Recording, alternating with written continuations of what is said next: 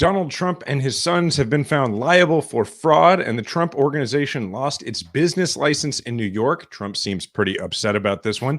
Joe Biden makes history on the UAW picket line. We think that's a big deal. Meanwhile, Josh Hawley went there too, not to make history, but to make pretend. This is an evil strategy by the Republicans to go after our voters, and we need to take it seriously. Senator Menendez is in a lot of trouble. The left is approaching it responsibly. Right-wingers in your life are going to bring this up. We're here to help. We're still headed for a government shutdown, and it's still a big honking deal. The bad guys finally lost a redistricting case. And in our segment, Something Political That Doesn't Seem Political, we'll talk about the right-wing hate coming for Travis Kelce and Taylor Swift. Holy content, Batman. We have a lot of stuff to talk about today. Welcome back to the podcast that helps you, the 54% of the country that votes for progress in every election, convince your conservative friends and family members to join a majority. This is Majority 54. Ravi. Well, on location here, MeidasTouch, Majority 54 legal correspondent in New York. Yet another important ruling. It's hard to keep track, but this one is a big one. A New York judge ruled yesterday that Donald J. Trump persistently committed fraud by inflating the value of his assets. And they stripped Trump of control, he and his family, of control over some of his signature properties. This is Judge Arthur Engeron, and it's a huge victory for Tish James, our attorney general here in New York. And essentially what they're saying was Trump inflated the value of his properties by as much as $2.2 billion and is seeking a penalty of $250 million. Seems like a lot in a trial to begin as early as Monday. It seems like you're the civil legal expert here, Jason. What exactly happened here? So basically the judge essentially ruled on part of the sort of facts of the case, and now what happens from here? I haven't followed this closely, but it's one of two things. It is either the judge has ruled on liability, whether or not he's liable for it, and they're going to move on to damages, or the judge has ruled on a portion of whether he is liable, guilty of this, and then they're going to have to, litigate the rest. But I would just like to say that I think it is the very definition of being hoisted on your own petard to end up getting in trouble for inflating the value of stuff you own. Like, that's the whole Trump brand, is like pretending he has more stuff than he does, pretending he's done more stuff than he's done, pretending he's more tan than he is, pretending he has more hair than he has. And like, it turns out when you do that with things like banks and business deals, that's actually not legal. That's actually fraud. Okay, right. So Salty just told us that it's a summary judgment ruling. So yeah, that basically what I described, summary judgment, which is really, again, very difficult to get, meaning a summary judgment is basically saying there's no real facts to dispute here, that this is so clear that the judge is not even going to send this part to a jury. And and you mentioned that Trump is inflating his assets, right? He's doing both, inflating his assets when it suits his purposes. So like if he's going to a bank for a loan, but then when it comes time for taxes, he's deflating his assets. And that's relevant given his response. He took to Truth Social, and let's put this one up on the screen.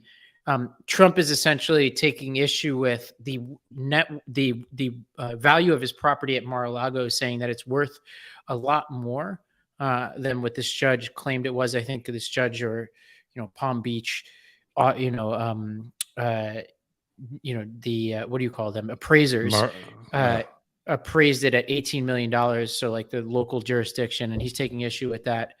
But the funny thing here is he himself has apparently not valued it at the $1 billion or something he says it is when he wants to pay taxes, right? Or if he thinks it's worth $1 billion, he should pay $1 million. He should pay taxes off of the $1 billion worth that he thinks is property. Yeah. Shocking that Donald Trump pretends to be poor when it's time to pay taxes, and pretends to be super rich when it's time to do things with other people's money. Now, a $250 million fine here, like, that is, what is it? That's like, and the loss of control over key business assets. Right. It's like 1/8 of his pretend net worth.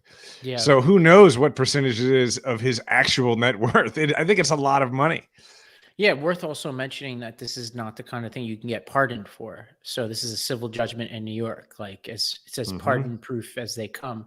But obviously the U.S. Supreme Court or whatever could weigh in. I'd be hard to imagine. I mean, I wouldn't put anything past them, but it'd be hard to imagine what their role here in this dispute would be. And somebody took to Twitter. We could put this up to talk about another connection that was found in this ruling. I read that in this ruling, the judge said he, meaning Trump, seems to imply that the numbers cannot be inflated because he could find a, quote, buyer from Saudi Arabia to pay the price he suggests. Interesting that we're going through this whole shenanigans around Hunter Biden, where the worst thing that could even be conceivably found in all of this investigation, which by the way hasn't been proven yet, is that he has been peddling influence with foreign governments. And I wouldn't be shocked if they found that, right? Like there's a lot of smoke there. Sure. Trump is explicitly stating that, forget his kids, right? He's explicitly saying he can go to Saudi Arabia and get them to pay whatever price he suggests. This comes at a time when Jared Kushner is raising gazillions of dollars from Saudi Arabia for Lord knows what, right? Like it's happening in plain sight. Like the worst thing that could ever be said about Hunter Biden is true of not just Jared Kushner, but Trump himself. Yeah. The best case scenario here, like if you're Trump's lawyers, I guess you have to act like he wasn't saying because they owe me or because of like future things I would do for them as president or because of influence I've used. So you have to go to the like, no, really, I had a girlfriend at summer camp. She's from Canada. You don't know her strategy, which is like, he doesn't mean really because of that. It's just, he's just saying Saudi Arabia would probably do it. He knows people in Saudi Arabia. It's the biggest penalty by far against him, civil or criminal so far, because he hasn't been convicted of any of the criminal stuff yet. Yeah. It's the sort of death by 1,000 cuts approach. That's the best hope, I think, like we have of slowing this Trump thing down. And, not that this is about the politics of it, but this is a guy who has been brazenly breaking the law for so long, and justice is finally catching up with him. And we're in this race against time on some of this stuff because he, is polling, people were hyperventilating this week because he's polling pretty decently for somebody who's under the threat of such legal action. And so this is obviously everything is converging over the next 6 months. And honestly, I have no idea where it's going to take us. But Norm Eisen, was the White House ethics advisor in the Obama administration, was asked about one of the Trump defenses, which is, you may hear this audience from people in your life say, this is a victimless crime. Who is harmed by this? And this is what Norm Eisen had to say. And then on this argument that it didn't hurt the lenders or the insurance companies, that's not the way the law works. You know this well. You were a prosecutor here in D.C. If I shoot at somebody and I happen to miss, my fraud doesn't work, you still get prosecuted even though you missed. It's dangerous to lie, and the judge makes that point. New York law doesn't care about the loss or the gain in the end. What they care about is people who do business in New York have to be truthful. They can't have a persistent pattern of major frauds. And that is what the judge found today in ruling for for the AG in New York. Real quick, May, there is. So two things about that. One, Norm makes a very good argument there that we can use, right? Which is that saying that this is a victimless crime is like saying attempted murder is a victimless crime.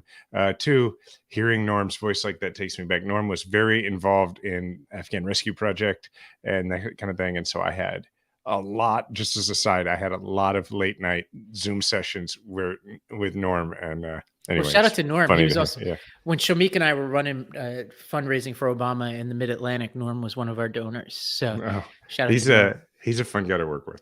Well, okay, let's talk about the current president.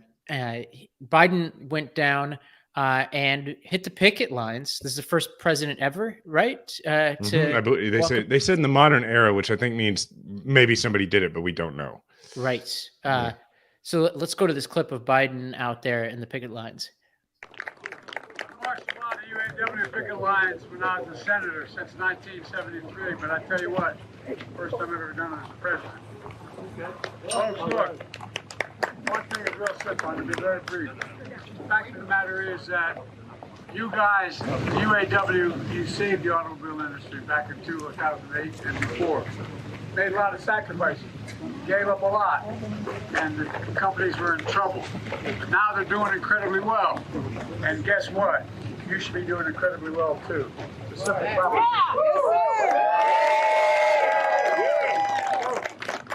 Stick with it.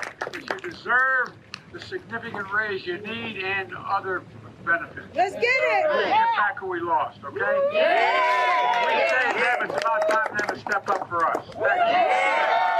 Now, there's a guy I know you don't know here, but I brought him along anyway. Sean Payne, you're president. Yeah. Couple of things about that. One, that is Biden speaking into a bullhorn, a megaphone, extemporaneously. And honestly, I'm not a Joe Biden apologist or any of that stuff, or whatever you would call it. I'm not it's not my job to speak for the administration. That doesn't seem like a dude who's in decline. Like, he just got up extemporaneously and gave a pretty good talk with no notes. And people seem to really like it. And he hit his cues, and he hit it, and he hit the right notes. So that's one thing. Two, it is a huge deal for a president to go to a picket line. Huge. Like, to do that, you take the presidency with you, and you take the power and the leverage and the influence the presidency has, and you are lending it to the cause of those picketing. Like, a picket is essentially a protest. Like, he went to a protest. That is a big, big deal. And I'm just trying to think about, if you reversed it, the places where Trump took the presidency to that really made us anxious. I can imagine that the corporate management world, particularly in the auto industry, is very alarmed by this development. And so it's a big, big deal. Yeah, and he wasn't the only person to hit the picket lines. Yes. Jason, you predicted last week by name. You said Josh Hawley. I wouldn't be surprised if he showed up at the picket lines. And what happened, Jason? Yeah, and he did. Okay, let's get into this. So here, the tweet by Hawley. It's a picture of him, in his usual working man cosplay outfit. LL Bean. Yeah, his LL Bean thing, where he shows up and his tweet says, "Privileged to visit the picket line in Wentzville today. These workers deserve better pay, better benefits, and a, all caps, guarantee their jobs will stay in America." All right. The easiest thing is to just, let's look back at one Josh Hawley tweet about labor. Let's put this up. That one's mine. Let's skip that one for a second. We go to the other one. We'll get to mine. This is a tweet from the past from Josh Hawley. Right to work override fails in the Missouri House. Time for an end to union-backed candidates in the GOP. Hashtag change is coming. Hashtag right to work. Okay, quick primer for anybody who doesn't know what right to work is. The shortest version is it is a union busting strategy to make it so that unions have to fight so hard to survive that they can't actually organize and grow. The best known right to work state is China. That's what right to work is. It completely disempowers working people and makes it much harder for them to have unions. Now, that's what Josh Hawley's about. Josh Hawley, and the way that I knew he was going to do this is Josh Hawley has been very devious and smart about doing things like pretending he was in favor of a $15 minimum wage, going out and trying to be ostensibly against things like high prices on insulin. But he always finds ways to, one, engage in this when there's no way it's going to happen, so that he doesn't actually have to ever cast a vote that will hurt a single one of his corporate masters ever. So it's always all talk. And I guarantee you, he says to them, look, you and I have the same values. We have the same agenda. And for us to advance that agenda, I've got to make sure that I am rebuilding this GOP coalition in the long term. And in order to do that, we've got to take some positions like this, and we've got to demonstrate that our values are the values of working people. Because Josh Hawley's whole strategy is, I'm already digging into this crowd by talking about wokeism, by talking about trans athletes, that sort of thing. And in order to finish that theft of of working into the Democratic base, I've got to look like I'm with them on economic issues. So I'll never actually cast a vote against you or do anything that will actually hurt you, but I am going to virtue signal over and over again. And that's what he's done. So this is a guy who has voted over and over again, in fact, has 0 votes that in any way advance a labor or a pro-worker agenda.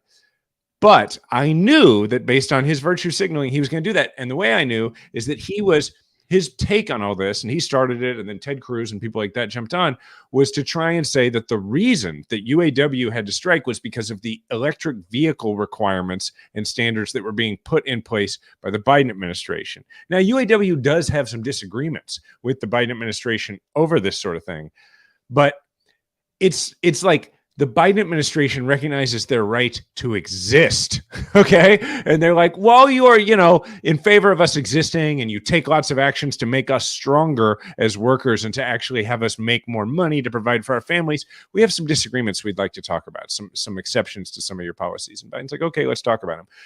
Hawley is out here with the other Republicans being like, you shouldn't exist. You should be in the poorhouse. And then he shows up and he's going to virtue signal and act like he's for them. He's not. And it's gross, but it's also scary because this kind of stuff works. And Trump seems to be following in Hawley's footsteps. Is it true that he went to a non-union plant in Macomb County, Michigan? That's what I'm seeing on the internet. Today. Yes. So this is my point, right? It's all a facade. So he goes to a non-union plant when the workers aren't there. Okay. Like they're off the clock. They're not there, to have pictures taken to make it look like he's supporting auto workers. Right. Well, I guess he's at the place where some people work on automobiles, but he is not supporting auto workers. And it appears he's been called out on that a fair amount, actually, by local outlets, which is a good thing. Well, okay, we'll continue to monitor this. I mean, I'm glad Biden did this. I know there's a lot going on with the government shutdown and everything else, and I'm glad he found the time to go down there. Yeah. I got to say what this gives me like flashbacks to, all right, which is like I can remember campaigning in Missouri for Secretary of State and for the Senate, and being in like rural parts of Missouri, or even just like exurban or suburban parts of Missouri, and like I can remember specifically standing outside of Hardee's and meeting voters once, and it was union guys, and they were like in between shifts, and I'm talking to them, and a bunch of them are like, yeah, I vote Democratic. And then a few of them were saying, well, no, I don't support raising the minimum wage because that's going to raise our prices. And I could hear Rush Limbaugh on the radio in their truck. Right.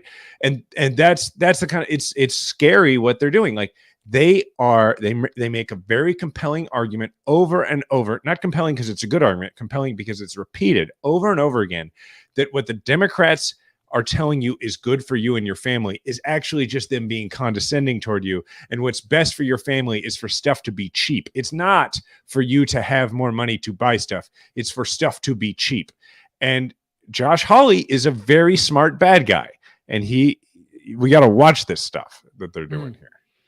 Okay. Well, if you're watching on YouTube, Hawley is up for re-election in 2024. If you want Jason to run against him, hit that like button. Oh, I know he's not going to. The like button is good. But hit that like button. That's funny. If you get enough likes, he'll probably still not run, but that's as shameless as I can get. But I'd appreciate it. Speaking of shameless, Jason, Menendez, look, I live in New York City. I grew up in Staten Island, right over the border from New Jersey. I've long been telling anybody who wanted to listen that I can't believe that this guy is in the Senate. That was before all of this. Menendez, if people want a good primer on it, The Daily had a good episode about it this morning. Essentially, this guy not only is alleged to be taking bribes, but he was alleged to be taking bribes coming from a foreign government, Egypt, in exchange for, increased military aid. And he was found with gold bars and cash stashed in a safety deposit box. Old school corruption. That's honestly what I was thinking this morning. I was like, wow, like, you and I like to write a lot of stuff. It was one of those situations where I was like, man, if I wrote this, it would not seem believable. And this is not the first time he's been alleged to be corrupted. This happened before. I thought Democrats should have been stronger before on this. He shouldn't even have been in the Senate. I think, he ducked those charges on a hung jury. It's not exactly what you want out of your U.S. senator. I think he's past time for this guy to resign. Cory Booker, his fellow senator from New Jersey, has called him to resign. Andy Kim, who is one of our original arena candidates and a guy I've known for a long time, announced for the seat. Let's go to this clip of Andy Kim. He is the congressman from New Jersey's 3rd congressional district. This is one of those moments where you have to decide what you're going to do. And we see what Senator Menendez is going to do. He said, I'm not going anywhere. Yeah. And I feel this conviction right now. I feel compelled to stand up and push that out there. So look, I hope other people feel the same way. And if they do, I hope they go to andykim.com, learn more, and try to support this effort to be able to hold him accountable. So Jason, what do you think? Let me tell a quick story. So you must know Menendez, I'd imagine. I don't, and that's what the story's about. Oh. And it's about why. So the last time that Menendez was under indictment was 2016 when I was running for the United States Senate. And it is a big, first as a sidebar, it is a very big deal for senators to call on a member of their own caucus to resign for the simple reason that, like, I think it's Wednesdays. I don't know if it's still Wednesdays. They have a Senate caucus lunch, like where it's it's literally only the senators in the room. And so it's whatever, what do we have? 50 or 49 or whatever who actually caucus with the Democrat. I can't remember. It's 50, I guess. So of them, it's just them, and they eat a nice lunch, but there's nobody else in there. Okay. And so they see him once a week at lunch at a minimum, right? And let alone if they're on committees with him. He's been there a long time. And so it's a big deal when they call on a member of that lunch group to resign, because it's not like he doesn't go to the lunch. In fact, that's what my story is about.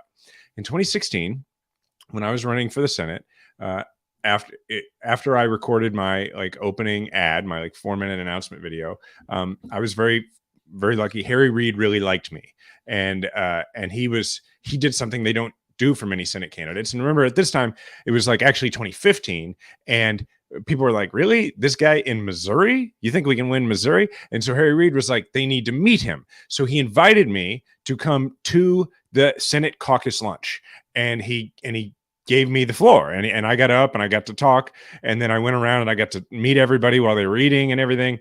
And Claire McCaskill sort of escorted me around the room. I was told before I went into that room, Harry Reid and others were like, okay, you're going to go in here. Do not speak to Senator Menendez. they were like, because he's cranky. Like what was because they were like, it's toxic, politically. Like everybody at that point, everybody thought he's not going to be here long. You don't want to form a relationship. You don't want to have met him. He's going to be radioactive. And the whole thing was, senators have leadership packs, right? So every senator that I got on board with my chances to win, that was worth, I think at the time, $10,000, right? So I'm going around the room, and it's where I first met Al Franken, who's now a very good friend. And every senator, I'm going around the room and I'm trying to, in 30 seconds, get their cell phone number, impress them, which I was successful with pretty much all of them, I think. But the trick to it is that Menendez was seated right in the center, and he was right next to some other people I had to get to. So I had to work my way around the room and not make it weird that he was literally the only one I didn't talk to. But what was funny about it is he kind of knew the score. He didn't try to come up and talk to me. He was sort of I get it. I'm busy. I'm trying to survive this indictment. So my point is, it is a big deal for them to call on him to resign, but this is not their first time with this drill. Yeah. And so I think this time it's let's not deal with this. Yeah. And, a couple others, there's a lot of Democrats have now come on board. Fetterman has been pretty forceful. Sherrod Brown, Peter Welch, Tammy Baldwin, John Tester, Bob Casey, Jackie Rosen, Elizabeth Warren, Michael Bennett, Mark Kelly, Martin Heinrich. Schumer has not, taken, what I think is the right stand here, nor has the Biden White House. And my hope and expectation is that they come around by the end of the week. I think this is about morality and politics. And I think both cut in the same direction. This guy, yes, is entitled to the presumption of innocence and a trial and all of that. Not looking great for him, but he's entitled to all that kind of stuff. But that is different than whether he's entitled to a Senate seat. And I do not think he's entitled to this seat. And it's the second time that we've been through this, that the Yeah. people in New Jersey have been put through this, that he's had to step down from positions where he, so, but okay, here's what I want listeners to take away from this, which is that this is, if you are trying to make your case about corruption in politics, and it comes up a lot, right? And the way it usually comes up is a lot of people, particularly persuadable voters, will say, both sides are very corrupt. I mean, and so that's why it's so hard to make the Trump stuff stick, because they just think everybody's corrupt. I think it is important to be like, look, here's the level of fraud and corruption that Trump is accused of. Here, on one hand, are the number of prominent Republicans who have called on the nominee for president of their party to step aside. And it's people who either have been pushed aside completely or don't have any power at all to begin with, right? Or are not even Republicans anymore. Now, here's one senator from the Democratic Party who's been accused of, frankly, by comparison, like volume-wise, a lot less than the guy who's the front runner for president on the Republican side. And pretty much every Democratic senator and a whole lot, and any House member who gets asked the question is like, this guy should go. And I think that's a pretty powerful argument, that there is not a similar standard in both parties when it comes to corruption. Yeah, I mean, it's a huge bummer, but there's a great bench in New Jersey. Not just Andy Kim, but there are a ton of really talented candidates there. Tammy Murphy, all sorts of folks. For sure. So let's hope he does the right thing. If not, they need to force him to do the right thing. Well, when we come back, we'll take stock of the looming government shutdown. We have some good news from the Supreme Court on redistricting. And then we have some pop culture, Travis Kelce, Taylor Swift.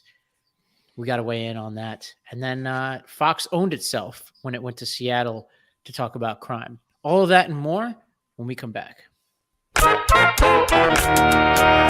This show is sponsored by BetterHelp. I don't know about you, but there's been times in my life, I mean, honestly, it's like once every couple of weeks where I wake up in the middle of the night and I have racing thoughts. Maybe it's like something that's bothering me. It could be just something general that I have anxiety about. There's been times in the past where like I'll wake up in the middle of the night and I'll be like, what happens after you die? Like, I mean, who knows? There's all sorts of different things that can cause racing thoughts. That can make it hard for you to go to sleep. They can make it hard for you to get back to sleep. They can make it hard for you to stay asleep. They can make it hard for you to concentrate during the day.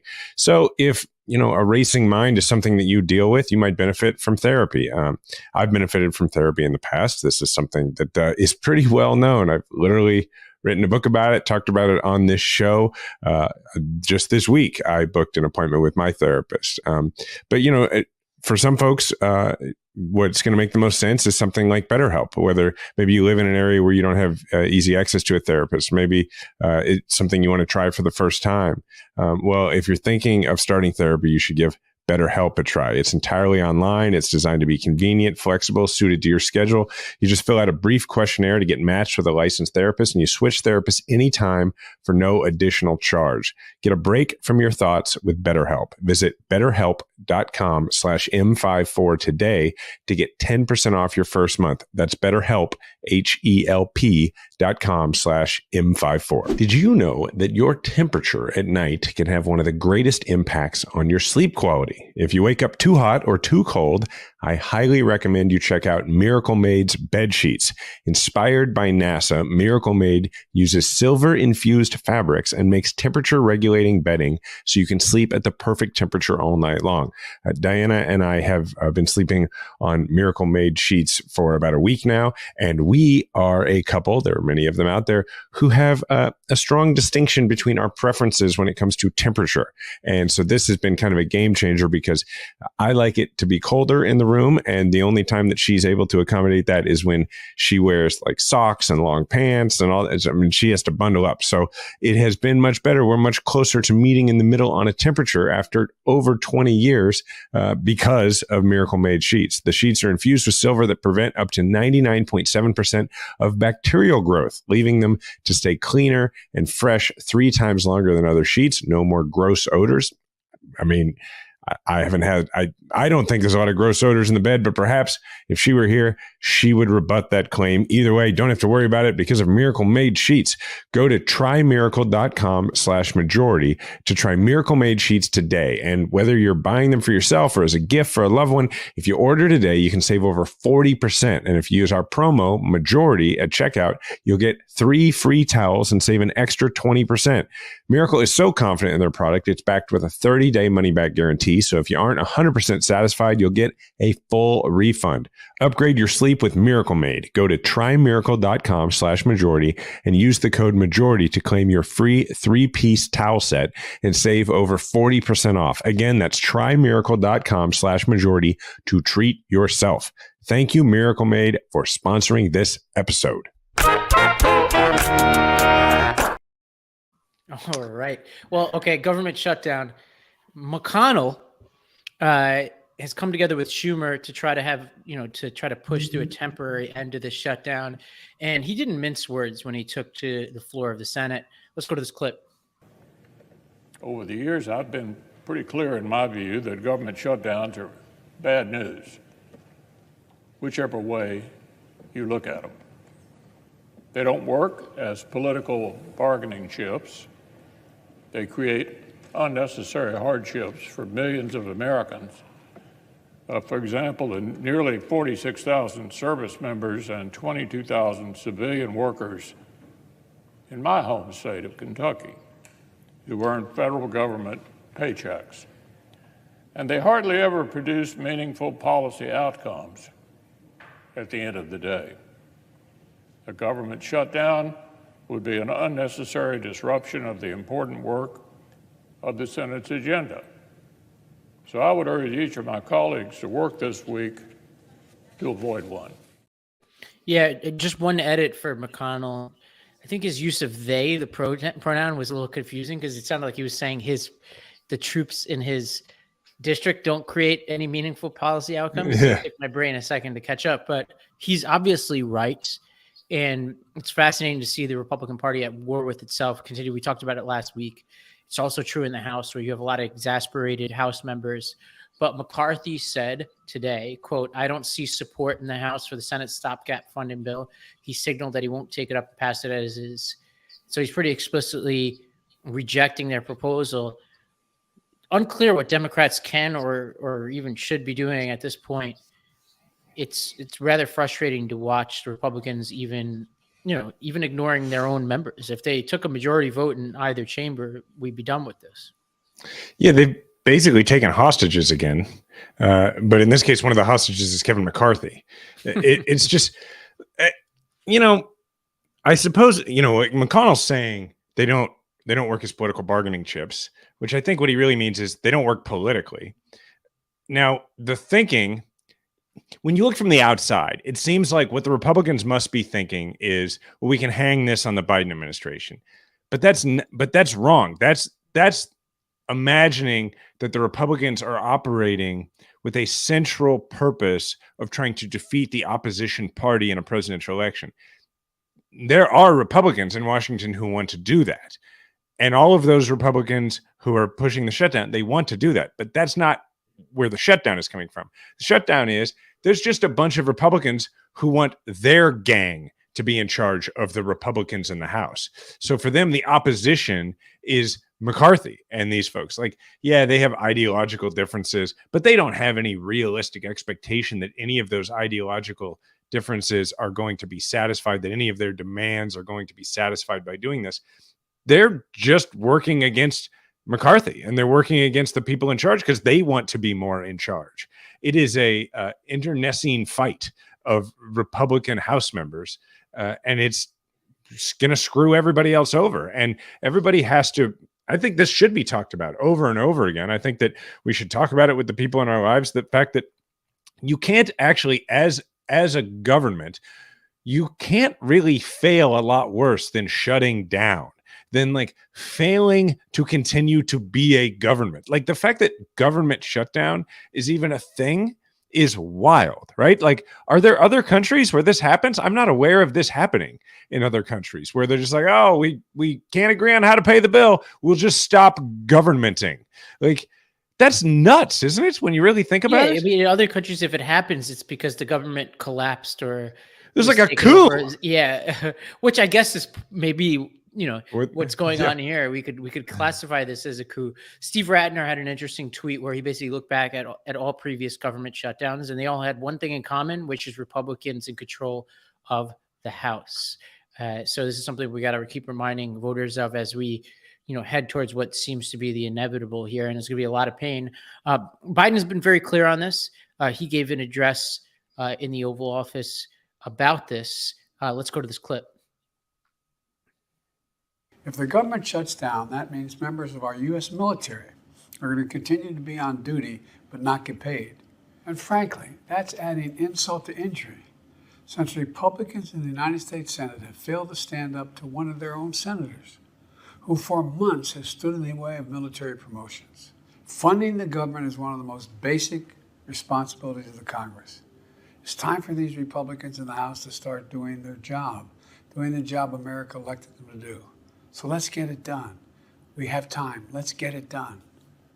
I talked to somebody yesterday who was asking me that this person is disabled. They had a catastrophic car accident a few years ago. They have a broken neck, and it's very difficult for them to do things. And they are on disability. And they were talking to me about all the services and just the money that comes from the government that won't be there during the shutdown. And this person was pleading with me to explain to them why this was happening.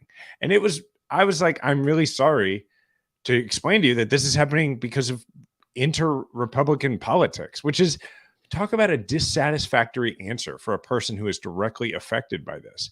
It should be just so embarrassing for all of these people, but sadly it's not. Yeah. I mean, well, obviously it's not really much to do here, just to keep an eye on it. I think like the politics of this, if it does happen, will be something we'll have to be very attuned to. Like, it's really important that Democrats, make it extremely clear who the culprits here are, because, there's a version of this where Republicans, like, I know that this is like not exactly like you said, Democrat versus Republican politics, but there's a world where they sabotage the economy and try to lay the blame at Biden. And that's just a world, like a horrific world, that we'll have to just keep an eye on.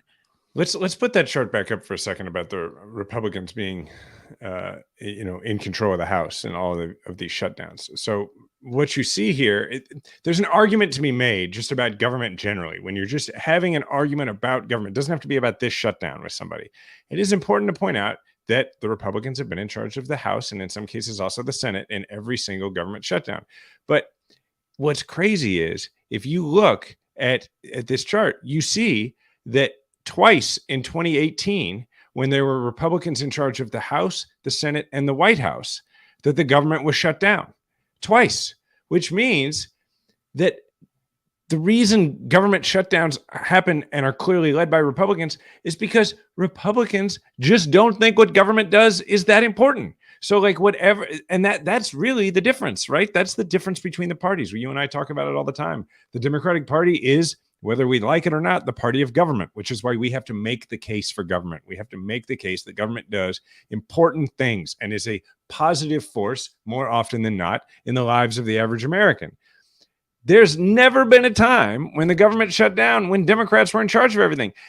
To my knowledge, there's never been a time where the government shut down initiated by Democrats. Yeah. Right? It's always initiated by Republicans. But the fact that it shut down twice while Trump was president and everybody in power was a Republican is crazy. Well, it is an opportunity for Democrats to, in a very tangible way, remind people why government matters to them, right? Because I don't think people think of the military the same way they think of the IRS or whatever. But once they start seeing their neighbors not getting their paychecks, or essential services not being delivered, or disaster response being imperiled, then I think that's one of the, nobody's rooting for that, but that is one of the best advertisements for the role of government in people's lives.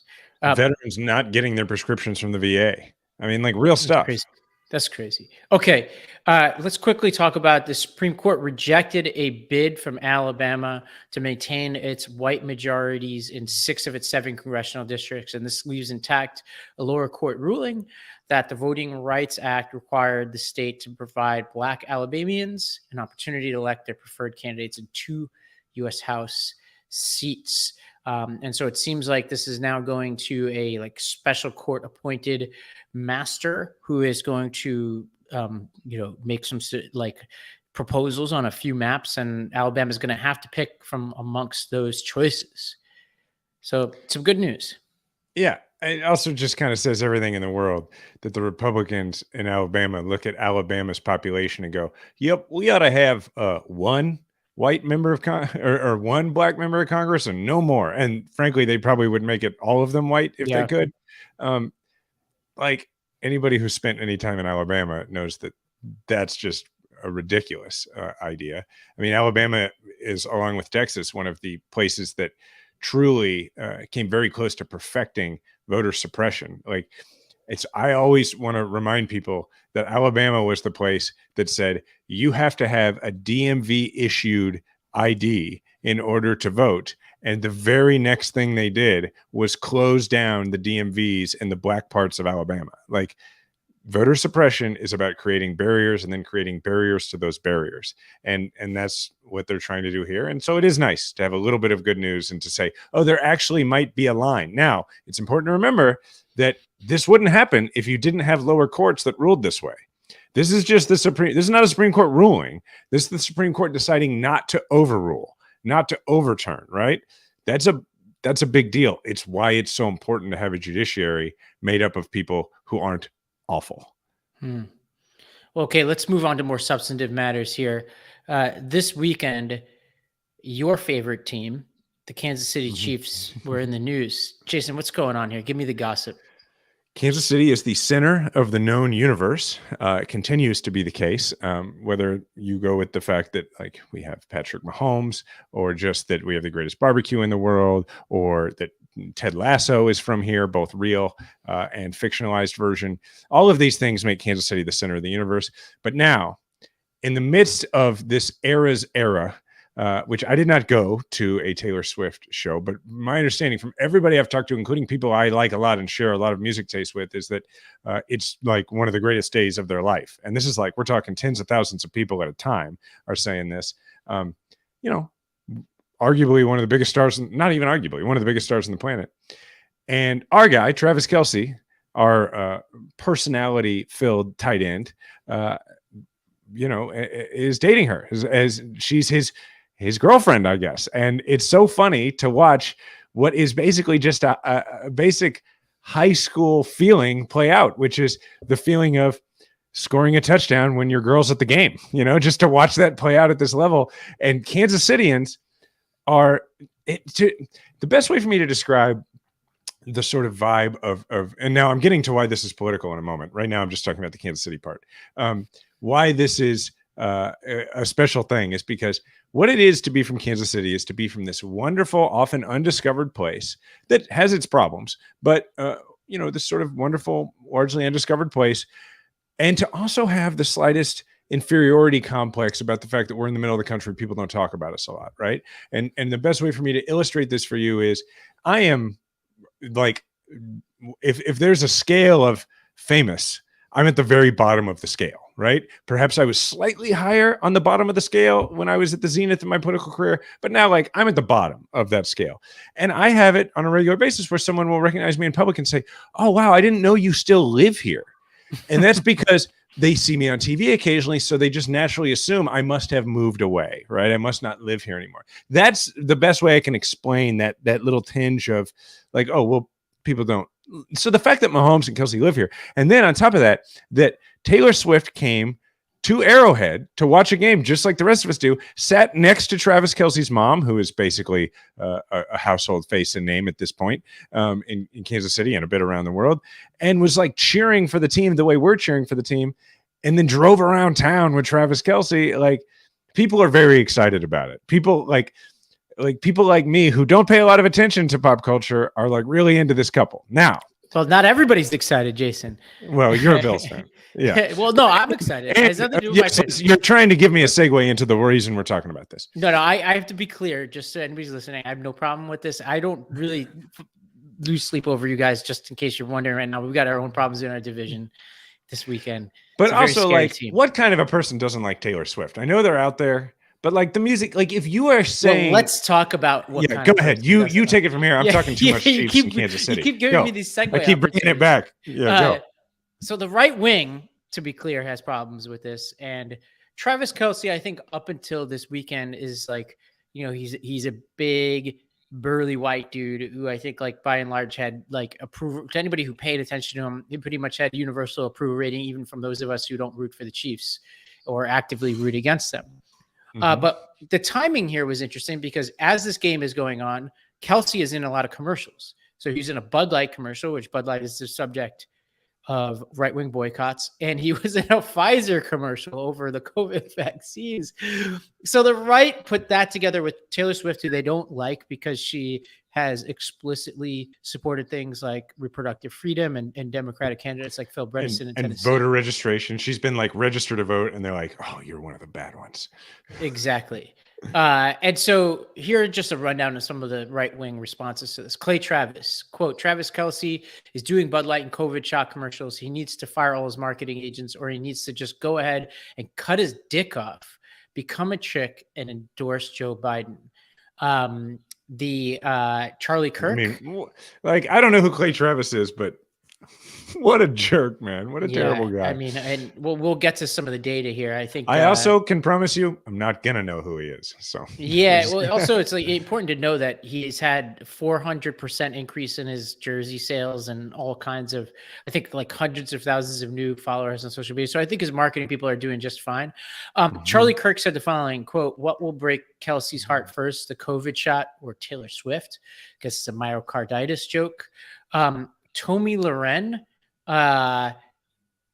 she took to the YouTube scapes. Let's look at what she had to say. And let me just say this. Her lefty, liberal, brain-dead political opinions aside, I am a fan of Taylor Swift, and I have been since way before she went full liberal.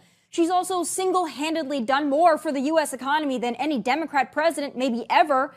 And when I heard the rumors of her and Travis Kelce, at first I thought, there is no way this is going to last. I mean, he's an athlete. He's big. He's strong, and unlike her other boyfriends, looks like he can withstand a strong breeze without falling over or crying. So not necessarily her type, as you can see. But then I saw this ad, and well, it all came together for me. Travis, did you know you can get this season's COVID-19 shot when you get your flu shot? Two things at once. Two things at once! Two things at once! I'll have two things at once, please. Now back to two things at once. Two things at once. That's not two things at once. Mom! Travis, ask about getting this season's COVID-19 shot when getting your flu shot.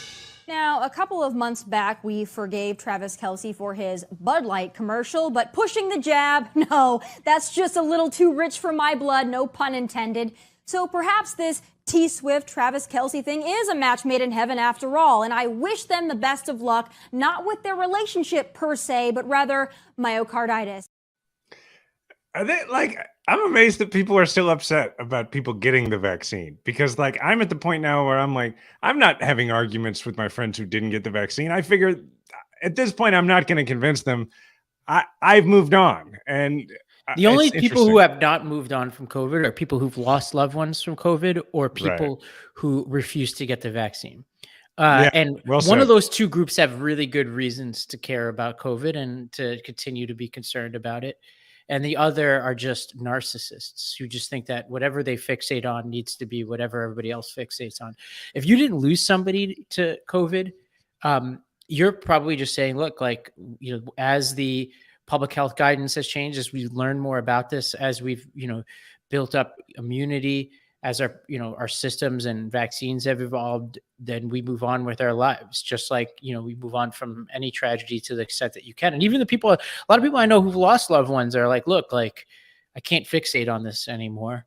Like it's a terrible tragedy, but I have to move on with my life.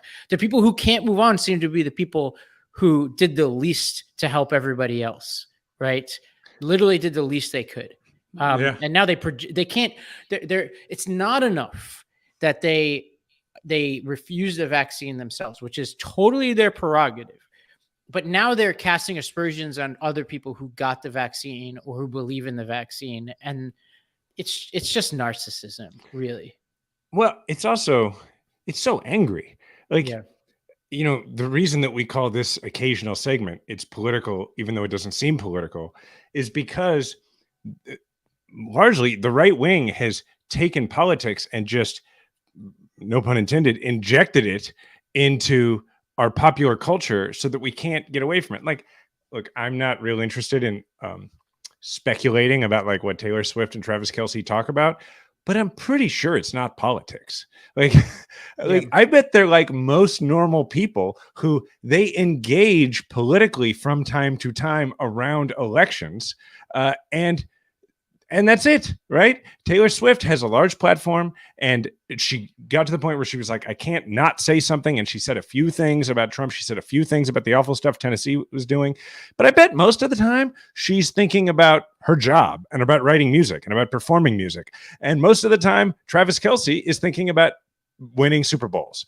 And so in between, they talk about being performers or whatever the hell, or just what usual boyfriends and girlfriends talk about. The right wing's like eager to put them in a box of politics. And now, like, it's fascinating to me that based on like 3 or 4 statements that Taylor Swift has made, they're trying to cancel Taylor Swift, which seems really hard to do, by the way. And now because she's dating him, and the last thing I'll say is, you know, they also are so desperate. We see this from Josh Hawley's approach to the manhood book and everything, to label anybody who is not built like Travis Kelce, or who doesn't just like drink so much beer that they weigh what Travis Kelce weighs, that they're a liberal. They're this beta liberal. And what I thought was really funny was, and I saw it somewhere on Twitter, that somebody pointed out that after the game, Travis Kelce rented out an entire Kansas City restaurant for he and Taylor Swift and a few of their teammates. And what their point was, it sounds like, they said, so Travis Kelce is the first man to ever understand that he's with Taylor Swift. Like basically all you're seeing is a guy being like, this seems like kind of special. Like maybe this person is somebody I should treat well. And the right wing is like, what a beta. It's amazing to me. I think they also fundamentally misunderstand Taylor Swift. I think they're so emboldened by their Bud Light boycotts and, you know, beating up on various pop culture figures who, you know, aren't able to withstand the sort of avalanche of criticism from the right. Taylor Swift is unstoppable. Like there's no way they're going to be able. This is a misfire. Like not only is she Teflon, but her many fans are very motivated. So putting yourself in the middle of this fight, it's honestly one of the best things that could happen to progressives is the more they take her on, the better it is for us. Because, you know, what do we have problems with? We have problems with young people. What do we have problems with? You know, we have problems with dudes, right? And those are the dudes taking their kids to the Taylor Swift concert who, you know, are starting to warm to Taylor Swift a little bit, right? Taking their girlfriends, their wives, going with their girlfriends, their wives. Yeah. So keep going, MAGA, whatever, you know. And starting to warm to my ass. Like, I'm sorry. Everybody secretly has Shake It Off on their workout playlist. It's her stuff. Her stuff is like I saw a study once that said that they like ran an algorithm to figure out what makes for the perfect pop song, and what popped out of it was Shake It Off. Like, I mean, she's touched a lot of lives. And yeah, you're right though. Like, if they have any interest in trying to appeal to women, like crapping on one of their favorite pop culture figures is probably not a good way to do it. You know, and like wishing that she'd break up with her boyfriend. Like, it's just mean, and it's so on brand for them. It's also weird. Kelsey, one last point on this. Kelsey is a very popular figure among the Pat McAfee and all this kind of world of like, dude sports commentary, and which I think is a lot of that sort of world, I think is either apolitical or might tilt slightly right because of the influence of people like Barstool Sports and because it's mostly dudes. That's because why. it's mostly dudes. But not to say I know anything about Pat McAfee's politics. I have no idea, right? But Kelsey's very popular with him. You have people saying that they wish myocarditis on him is not a great move, I would say. Not a great move. But anyway, political, even though it doesn't seem political. All right. Well, okay. One final video first, and we're running out of time, but I just wanted to show you this video because I don't think you've seen this, Jason.